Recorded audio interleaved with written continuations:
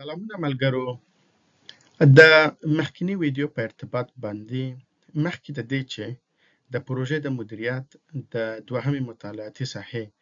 یعنی د پروژې د حدودو د مدیریت 5م قدم ته واوړو، په دې سره په لنډو الفاظو خبرې کوو چې ورک بریک ډاون سټراکچر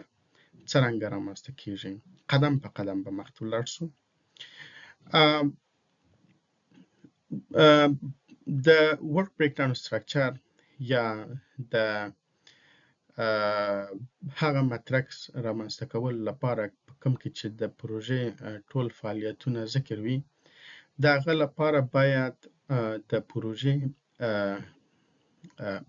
هغه غټ محصولونه تشخیص شي چې کوم محصولونه به د پروژې په پای کې انتقالیږي مشتری ته، او وروسته به دا تجزیه کیږي. دغه غټ محصولونه یا deliverables تجزیه کیږي او وروسته د دې چې په دغه محصولونه په کوچنیو فعالیتونو تقسیم شول، بیا د دغو فعالیتونو ترمنځ ارتباطات تعریفېږي چې کوم کار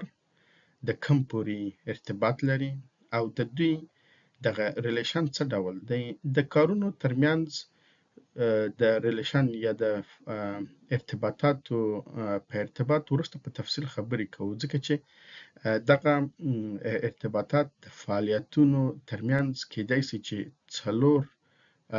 ډوله وي او بل د هر فعالیت لپاره موده ټاکل کیږي، لکه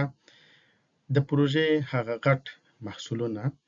په کوچنیو فعالیتونو ویشل کیږي او بیا د فعالیتونو ترمنځ ارتباط تنظیمیږي او بیا وروسته د فعالیتونو لپاره